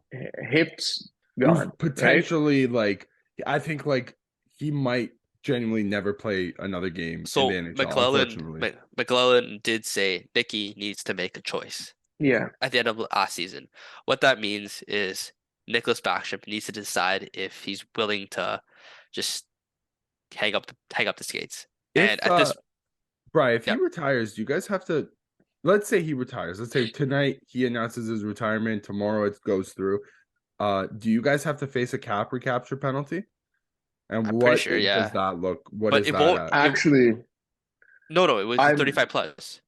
No, we're wait, Is no, it? he's you're right. 35 right now. No, I don't think he would be a 35 plus, but No, I thought that was no, only for you're the contracts that were signed back in the day, right? The long, huge ones, the Shea The Weber 12 years, contract. yeah. I think these contracts is a different story. And in the case that they would face a capture or a cap or capture penalty, he just wouldn't retire. yeah. Because He just said LTR, yeah, Yeah. yeah, and I honestly think Nick Backstrom will be a piece of our management one day. So it'd be nice to have him on the payroll, but like maybe just in the back end behind the closed doors or whatever, He just maybe talking to the guys. he's yeah. starting the assistant GM role Yeah, earlier than yeah, other guys. Maybe he's still like getting paid as a player, but he's sitting up in the press box beside GM BM. Yeah, yes. My I could point, see Brian, is like, sorry, go ahead. no, Finish. I was just about to say like I could definitely see of your core. It's Carlson, Oshie, and I don't know Backstrom if that stand I out. don't yeah, it's not Ovi. I don't think Ovi's like suited No, to be in like not manage maybe a coach in no, 5 to 10 no. years. A coach in Russia. Oh my God. Could you Yeah, imagine? yeah. Imagine playing under Part-time Ovi in coach, Russia. part-time. Yeah. Part-time player. But yeah, I think out of everybody on that It's core, Oshie, the that big one, it's and Backstrom. Oshie, I think it's Backstrom personally. I could see him as, maybe in 10, 15 years coming back and it's Backstrom Oh, that'd be as a dream. GM. Man, that'd be crazy. But that's I all I want to want to see say.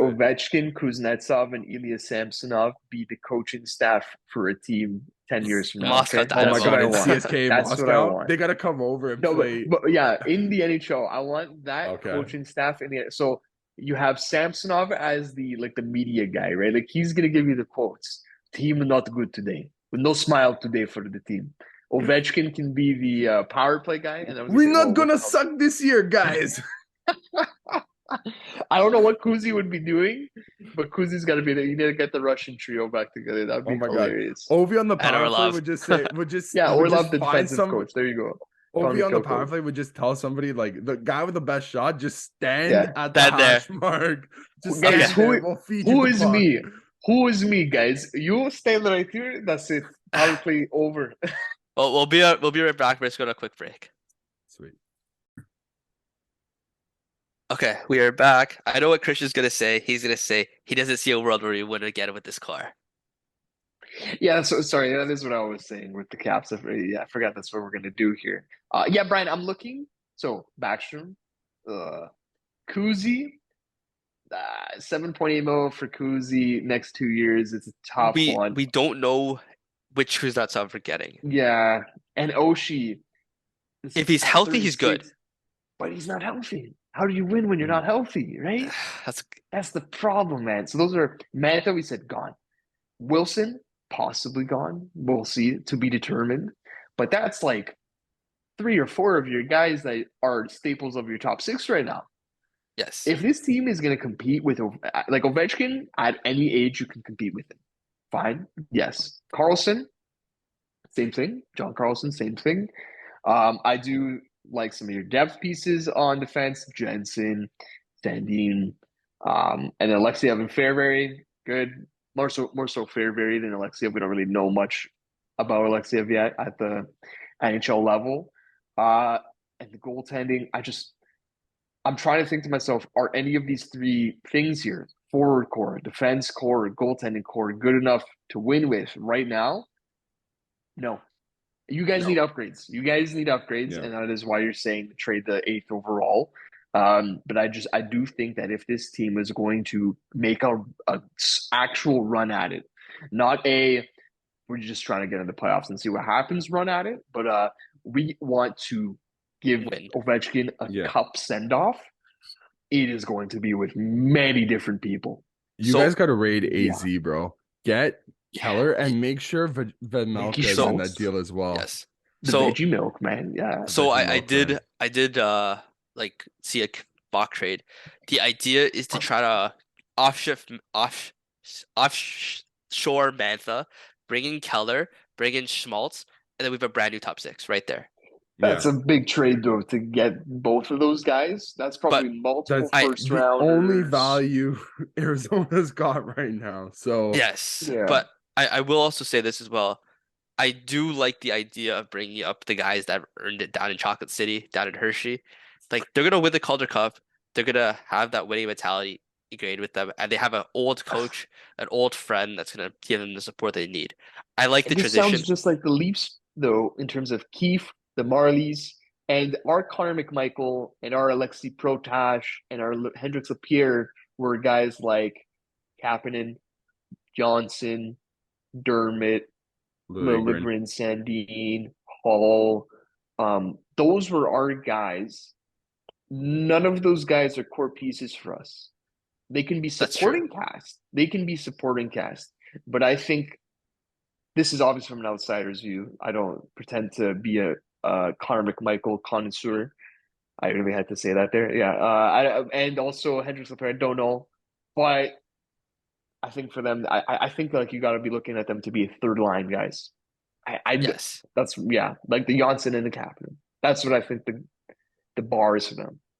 yes, but like then again, when we if we trade the pick for a top six forward, the You're whole pushing outlook of down the the team, lineup. yes, everything looks the same. Yeah. Like everything changes Yeah. right then and there.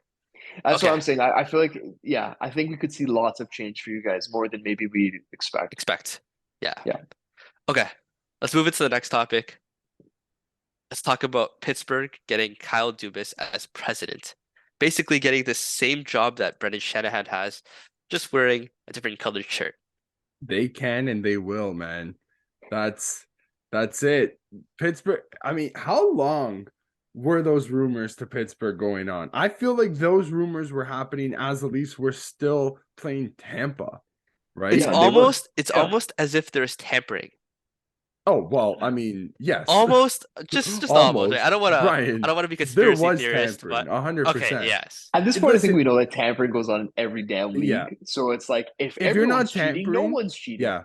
If Yeah. you're not cheating, you're not trying. You are Yeah. losing if you're not cheating. But it's a far cry.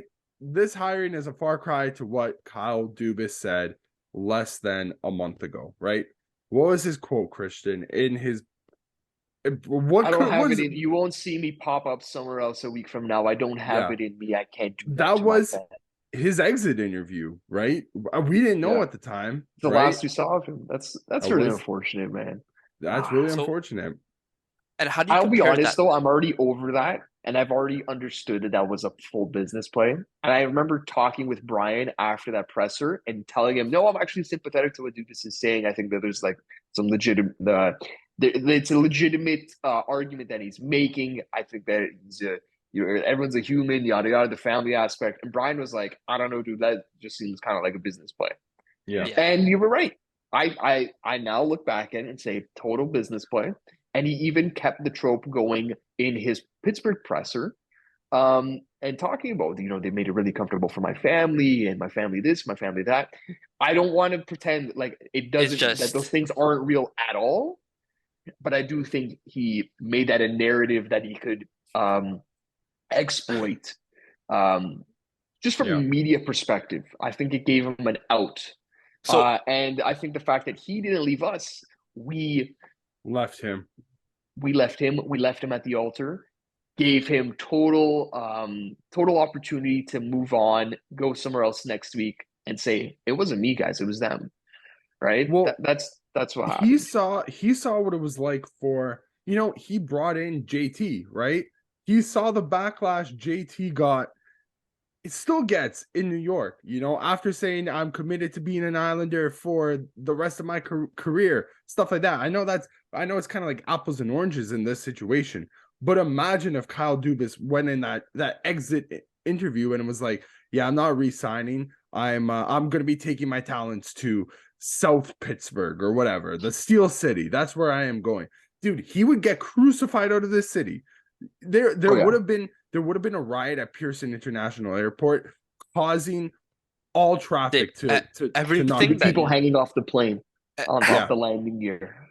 everything that needed to happen for him to get a clean exit happened, yeah, exactly. That He's essentially. a is exactly mastermind. what it It was. was all calculated moves, and kudos to him. We know he's a damn smart dude. I watched his press conference that was conveniently timed just an hour after Brad Treliving's. Wow, how What convenient. a coincidence. What a coincidence. But dude, just back to back, the juxtaposition between Treliving's presser and Dubas's presser. We'll get to Treliving, but Treliving gave short and sweet answers with not much substance, lots of just playing to the media. And Kyle Dubas gave the best damn answers I've ever heard in my life. They were asking questions about the analytics, the front office, what's his plan, what does he want to do, and he was giving these like minute long answers at least, talking about this is the core we're going to build with this core, but then it's also looking at the core after this one, and we're going to be trying to do these things at the same time. And I'm going to look at the analytic, the front office, and he was going everywhere. And if I'm a Pittsburgh fan, I'm eating that stuff up. That all sounds fantastic. I got to give my kudos to Kyle because, dude, he's going to do a great job. And I actually think he is more excited to build the next core of Pittsburgh than he is to maintain this one. Personally, I think that's Yeah, where his ambitions lie, I is think making his own team, I not think inheriting a core. any GM or whatever, he's the president. I think at this point he is the Masai Ujiri. That's a great comparison. He will be taking the control of this team. They're going to hire a Bobby Webster. They're going to They will- hire the front man. They're hiring they hired the master of puppets, basically. You guys hired a puppet as well, though. So We did. We'll get to that. I We'll get think to that. that's We'll get I to think that. that's fair.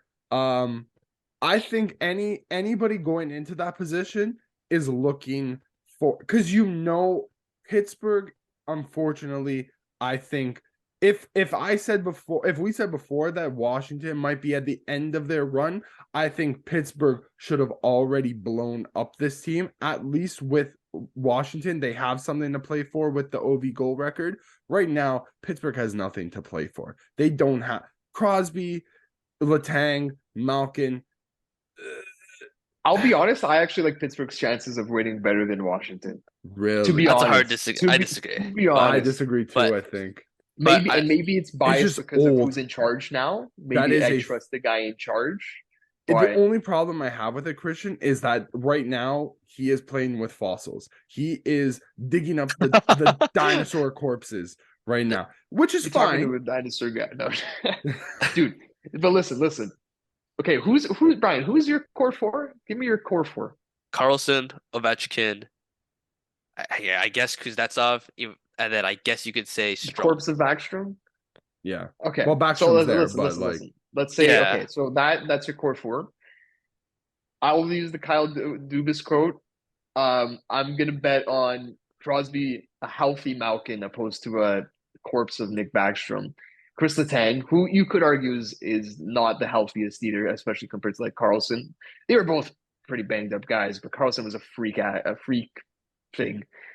Letang's Well, could definitely repeat. I mean, with I don't know. I was gonna call Letang's freak, but there's a chance that it happens again. well, it's already like happened multiple times, exactly, and exactly. that's the scary part.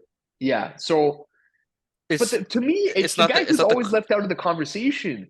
Why do we always forget that Jake Gensel is like a 3-time 40 goal scorer? I'm sorry, Yeah. this guy's It's- never brought No, up. he We're- is very good, Important. and we're he's still not- 28. Damn good. the difference between the Capitals and the Penguins is the supporting cast. It's not Yeah. Like the core, you could I trust obviously argue Dubas to put the supporting cast. I do. I like to me, he can get those guys. you I Uh, I think all it takes with Dubas is one interview with give me Michael Granlund to be like, God damn it, I like him on this team at $4 oh, he million loves him. We know he wanted to though. trade for him. Yeah, yikes. I That is think my Michael Granlund will stay on the Pittsburgh Penguins. I think he's until good. until Cal he Dubas, retires. so Cal Dubas is going to give him a shot this year, and then if he has to, we know that he'll send whoever he has to another team. But Yeah, he's going to give him a look this year because yeah. he's tried to trade for him apparently like 3 times over. So I think what Kyle Dubas will like no a shadow of my doubt in my mind. If you see below market signings, the one, so the 750 to 1.5 mil guys that he will bring in will provide tremendous value. If he's signing somebody at 1 mil, they're eventually good. They will bring him value up to like a $3 to $4 million it's the player. bunting. It's the bunting idea. The bunting and what effect, he but also it's does it more in than quantity. He bets Yes. on many guys, Yeah. so that even if he busts on some of them, 2 of them will hit. If it's 4 that he's hitting Exactly. 500, he's going 2 for And 4. we Which saw is that fine. last year. Malgin, Knack, Zach Aston Reese, Gaudette. 3 of them busted, but we got Zach Aston Reese, and we only needed to fill one spot. So Yeah. right, that's he. I really do think he's going to do a good job there, and I think it could be as soon as next year. Um, they have a goaltending situation to figure out. Tristan Jarry is a UFA. I don't even know if they're going to plan to bring him back. They asked Dubas about Jarry, and he basically said, "I have not met Jarry. I'm going to talk with Jarry, and then we're going to go ahead and look at every damn goalie available. And if Jarry's at the top of that list, well, we'll try to bring him back."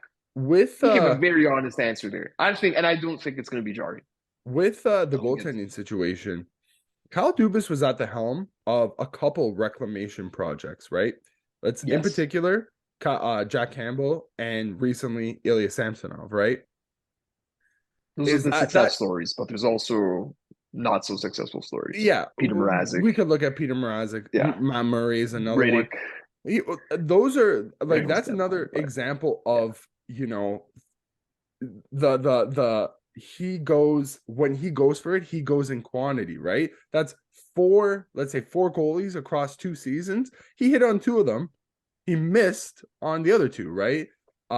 Were the highs as high as the highs, or were the lows as low as the lows? That's the answer I think we're looking for in net. If you could manage to get Tristan Jarry at a 9, I said this before. Who did I say this about before? Merzlikins, I think, or another goalie before. If you can manage to find, maybe you bring in, I know was Steve Briere not the goalie coach for a long time here? I don't know if he's still with the Leafs or not. Maybe he's out of work and he wants to, come with Dubas.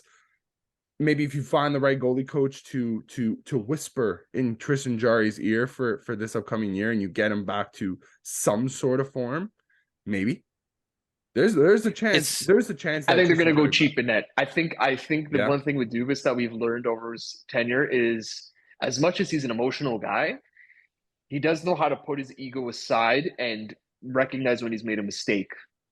Nick Ritchie, Peter Mrazek, Cody Ceci. I think probably Matt Murray if he had stayed on this year. It's gonna be. And David, if you had to put, if you had to handicap which GM you think would be more likely to trade a core 4 piece or fire Keith right now, I'd actually Kyle Dubas, Tree Living or Dubas. It's Kyle Dubas, right? Yeah, and those are his guys because he has the humility to know when it's time for change. He does, and I think Kyle Dubas will go into Pittsburgh.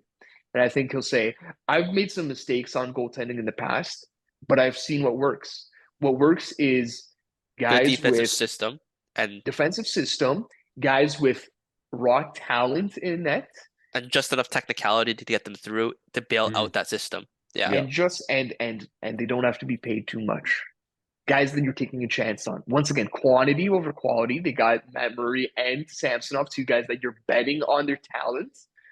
And you just need one of them to hit. They went 50%, which is just enough.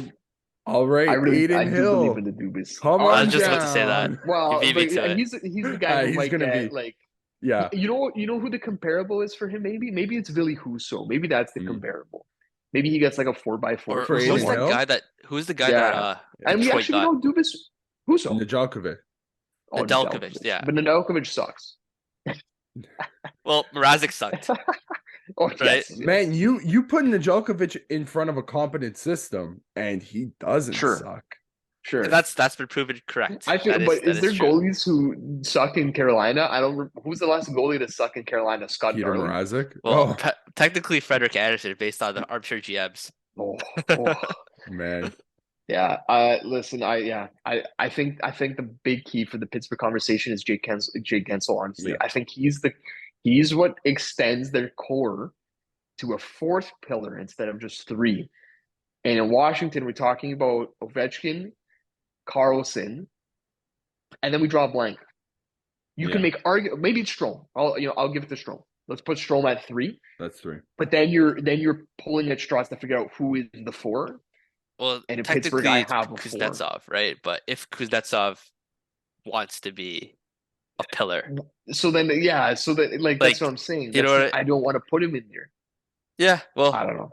we'll But see. listen, so Kuznetsov, you're comparing to guys in Pittsburgh like Brian Rust, Raquel, Michael Granlund. Like I take Kuznetsov over those guys. It depends, Why? right? Because if we get 2017, 2018 Kuznetsov, 2019 Kuznetsov, Yeah. we're getting an absolute like You're getting- animal. If you I like to always like tier off guys. So in that A tier, you have your Crosby and Ovechkin on both teams, right? You have your pillars. Those are the A tier guys. Right now, Kuzi is middle B tier. Like maybe closer you to don't the know front of what- that you B If you're tier. putting the other guys in the B tier, like who's in that B tier? Malkin, Gensel, Kuznetsov. If you had to rank those guys, that's how I'm ranking them. Malkin, Gensel, I Kuznetsov. think Gensel's I think you the top. Yeah, He might be the bottom of that A tier right now if he's got yeah, another you could argue football that. season in him. you could put Malkin and Gensel in there. Kuzi isn't in that combo, unfortunately. But he's he can get back into It Yeah. depends, right? Like I would say he's if you- confidently in the B tier, probably Yeah. scratching. He's trying to claw at that A tier. If he I think wants he's a to. great change of scenery candidate where you're swapping him 1-for-1 with someone of a similar cap hit who's in a yes. similar scenario. I think he's a very good change of scenery candidate. And it's just For about sure. finding a dance partner. I just do think that we have the known quantities in the sense that we potentially know more of what our teams looks like better than what potentially Dubas will do with Pittsburgh. But I think that's an advantage for Dubas. He's got more flexibility. He's got like tons of cap but, space to work. hear me out as well. Like we've seen Dubas's track record. It's not as hot as people like. I like the pieces that he brings in, but like the actuality of it is that he hasn't had much success. So Brian, I'm looking at the caps coming into this year. Yeah. I think we all liked your No, roster. I liked your roster. I thought it was deep. I thought this is a team who's got top to bottom depth and they can get in the playoffs for sure. I thought that for sure. And this season changed me on you guys where I'm not looking at a lot of the names the same way. Yeah. And one last thing that can put us over the edge, over the Penguins, is that 8th overall pick. What are we getting for it if we do try to move it, right? Is like there I said, any rumblings or anything to suggest that you guys might? Or yes, is McLellan this said more he's just- open. McLellan said he's open to yeah. Cool. But we need to see. Okay, moving. That's a lot of Washington, Pittsburgh. Anyway, do you guys want to do tree living, or I can make it quick. I don't have I don't have to go along with tree living. Okay. He didn't go long. Yeah. Because I know one of you guys want to do your armchair GMs. I know the other one doesn't. So Okay, Dave, you do some tree living then to start. Okay. Here is my personal opinion on tree. I don't even think I watched because I kind of had to like whatever I saw and whatever you told me, Christian, is whatever was said. I didn't need to go back in and say because I don't think this is Brad's team right now.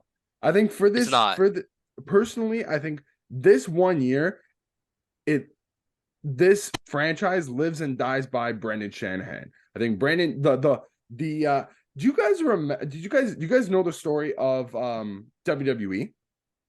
So in the 80s and 90s, Vince McMahon, the mega billionaire, whatever you think of Vince McMahon right now, that was not Vince McMahon when he took over from his father, right? He was the commentator, but he did a lot of the background stuff. He was the owner of the company, but nobody really knew. Everybody knew Vince as the commentator. He was always the guy, making wacky quotes on thing. When push came to shove, though, they found that the whole thing started with like Bret Hart and Shawn Michaels and that type of stuff, and that kicked off the period of great success for the WWE, known as the Attitude Era. And the big reason for that was the that curtain, that layer of fabric between the entertainment and its fans was pulled aside. You could finally see, like, Vince McMahon made himself into that villain character that everybody watched week after week because they wanted to see, the big bad boss go down. This is all to say that I think this past month kind of finally opened up that curtain behind the scenes of the Toronto Maple Leafs machinations. And is Brendan Shanahan right now might be the villain in this story, I think, because getting rid of somebody like Dubas, continued playoff failures makes anybody in the management position, the villain, let's say. Can Brendan Shanahan have 12 months? I think he has 12 months right now to make himself the hero of this story. And then after that is Brad Treliving's whatever. It's Brad Treliving's You world. think Shanahan gets fired if he can't do it? I think so. How do you fire Shanahan but not Tree Living though? That seems weird. That'd be weird. Because I don't. this is Shanny's third GM. No, Right? this is his last shot. This is his last shot. Yeah, that's 100%. He true. doesn't have another bullet. He's used all his bullets. Um, I do agree that yeah, like it is Shanahan running the show, which is goddamn scary because I feel like Brad isn't basically going to do much for 12 months. Yeah. It's kind of how I'm looking at it. Yeah. And in his presser, I really felt like I was listening to a GM of another team talk about the Leafs. They give this beautiful review of them. Oh, they've got great talent, and you got to experience pain to get that talent. And I've watched them over the years from afar. I've watched them get better defensively, and now these guys check. And it's just those are all very generic. I feel like those are very generic That is takeaways, and I feel like that's what every GM would say about the Leafs, right? That is what you see on what's Pierre LeBrun's thing, the anonymous GM thing on The Athletic. Yes. I would bet my bottom dollar Brad's been on that there Brad Treliving's been on that Oh, thing yeah. multiple times, saying, Oh, yeah. well, this is where the Maple Leafs need to improve. Like yeah, maybe they should trade William Nylander to a team like Calgary for Nick Ritchie or whatever, Brett Ritchie, whatever it was. Of course, that's what he's going to say. He's an opposing GM, and he still kind of feels like an opposing GM right now. And why that scares me is I feel like he's going to take a damn whole year to be like, let me see what I'm working with here, because I don't think he knows what he's working with yet. I don't think he does either. I don't think. The problem is that Shanahan wants to keep working with the stuff that's here. Yeah, that's probably part of why Dubas is not here, because Dubas, like I said, had the humility that we thought he was going to make real big changes. I need and to that's see. where Shanahan and him didn't see eye to eye. So he brought someone in who is. I need to see what happens like behind the scenes in like, I don't know, 4 to 5 years from now. It's gonna be interesting to hear the stories of like what was the breaking point and what was the trade that they disagreed on to the point where it led to this. Because we know it's something big. We know it's potentially. I would imagine one of the biggest fractions was the nixed Brandon Hagel and Marc-Andre Fleury to Toronto for. So, that's possible. Yeah. But apparently, we're pulling at straws here. These are rumors. We don't have any confirmation on any side of the story. And this is the one thing that the Leafs. Sorry, just to butt in. This is the one thing that the Leafs do is that they will keep this shit airtight. It's like the Yeah, CIA at MLSE yeah. right now, dude. I think Oh, that might change though. It might start to yeah, change without Dubas because I maybe. think Dubas learned that From from Lula From Lou. Lamelo. Lamelo. Yeah. Yeah. Once Lou Yeah, came in, it was like you oh man. it's terrible. Yeah, Lou No literally turned leaks. us into like a military regime, dude. Okay. Yeah, dude, I was waking up in the morning. I was shaving every morning. Like, I do this for Lou. No, I'm kidding. But, Uh, anyways, where I was going with this, where was I going with this, I don't guys? I know. don't even remember now. Something about being it was about like being airtight, I think. No, was that No, I that? wasn't talking about that. I think Brian derailed me here. Brian, do you remember what I was saying? yeah, If you not, it's said okay. you said something along the lines of like tree living doesn't always work you with, and he has 12 Yeah, months to figure it okay. out. So yeah, like I really don't think he's going to take the time to look at what the hell am I working with here? And I think in a year from now, we're going to be back at square one where he realizes, they're not actually what I thought. They actually aren't as good as I thought from afar, and I'm going to have to make changes. That's what I think is going on. We're going to have a 12 So month, another wasted year. yeah, that's Oh kind of how I God. feel. That's kind of how I feel that this guy is unaware of what he's dealing with, and in 12 months from now, that's when he will be. That's not good. That's not good at all. And I think Okay. that could probably go for like any of the candidates that you brought in. Um, I don't even think it's something against Brad, but it's just the timing of bringing a guy in who has to spend yet another year to look over the roster after we've spent so many years looking at it over and over again. That is Well, frustrating. this is just a microcosm of the whole organization being unprepared to Transition. for a succession, basically. Yeah. I don't even know if I blamed him though, because every indication was that he was going to stay.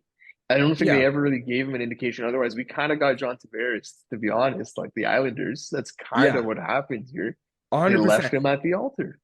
Here's the thing with that though. Karma. Should you have had a backup plan? And at that point, is that backup Dave, plan Dave, you're getting worth it? married. Dave, you're getting married. You're at the altar. You're waiting for the girl. Do you have a backup plan? No, and that's what I mean. Hey, Is the you back in the cute dress over there? Get out here! the my point to that is the backup plan, is it No, I know what you're even saying, Dave. worth They it have to to be more have? prepared. Yeah, Not yeah, even that. Yeah, as a professional sports organization, you should yes. have all avenues covered, especially one of the Leafs standard. You're a multi-billion-dollar company. You're You should supposed to be have setting every facet you're and the peak of avenue. the league. But we said it before, Christian. This feels a lot like 2008 Toronto Maple Leafs compared to Yeah. 2020, 2016 to 2020, 2022 We're Toronto having to Maple Leafs twist hockey. ourselves to look at this optimistically, right? Yeah. We Yes. are we are not cautiously optimistic. We are cautiously pessimistic right now. Yeah. And I want to give Brad full opportunity to make me think otherwise, An optimist. but that is Yeah. where I'm standing right now. We have the Keefe discussions ongoing. He's apparently met with him twice.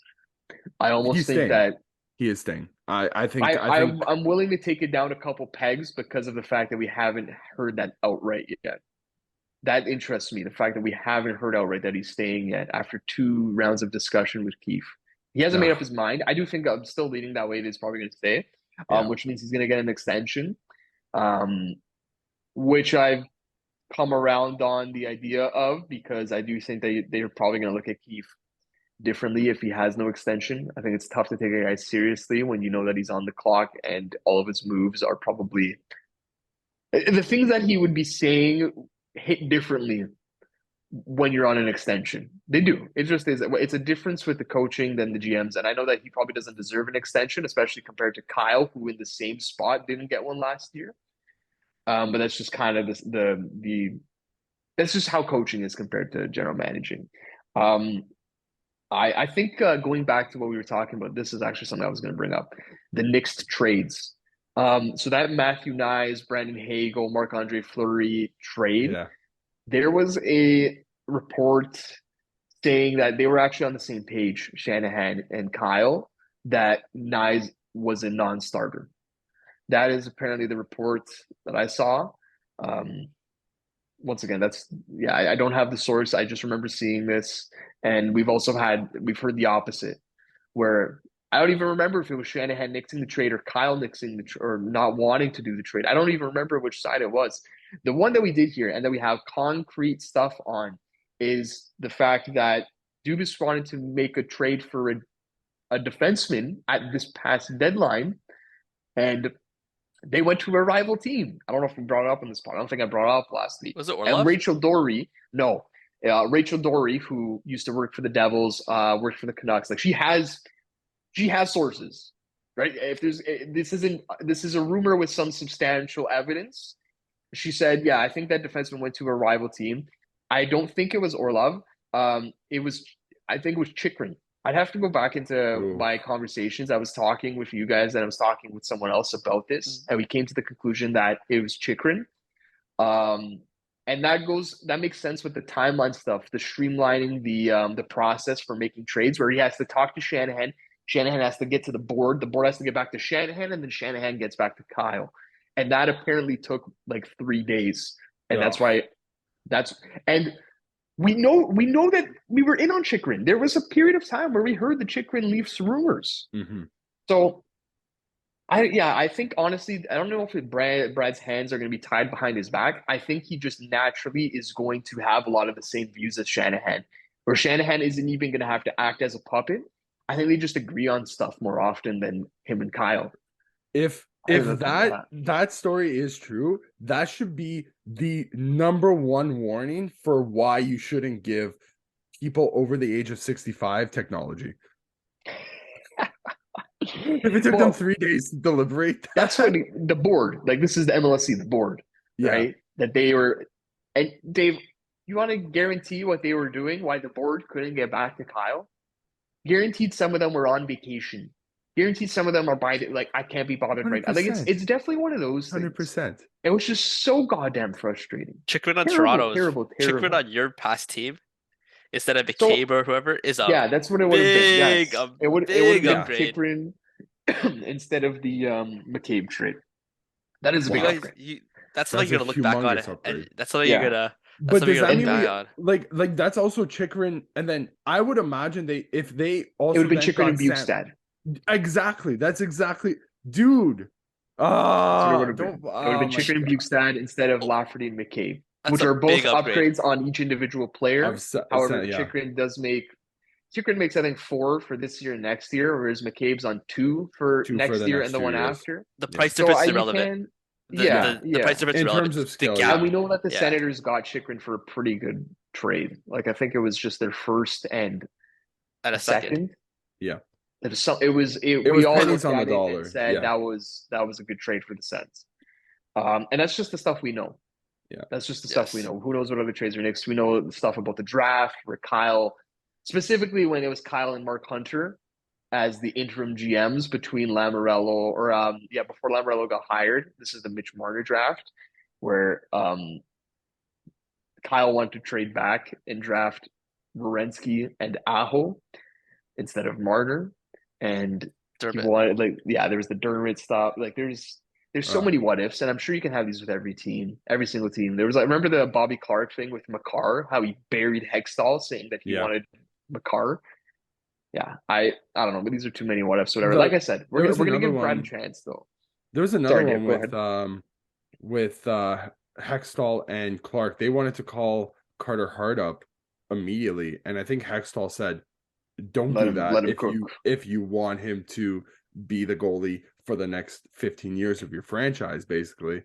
And they kind of rushed him a little bit too early, and he might not be the goalie for the next 15 years of that franchise. So maybe he's now in trade rumors.